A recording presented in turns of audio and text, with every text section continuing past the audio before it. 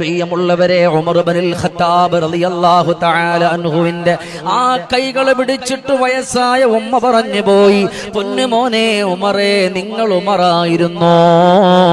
ഇത്രയും നേരം നിങ്ങളോട് റസൂലുള്ളാഹിനെ പറ്റിയിട്ട് പറഞ്ഞത് എനിക്ക് സന്തോഷമായി.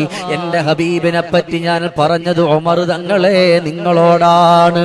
എൻ്റെ മനതാര് കുളിർമയാണേ, ഏറ്റം മധുഹാലി പറഞ്ഞതാണേ, എൻ്റെ ഹബീബോരെ ഉരൈ ചെയ്യാനേ കഴിഞ്ഞ സന്തോഷത്താൽ കരഞ്ഞു മോനെ.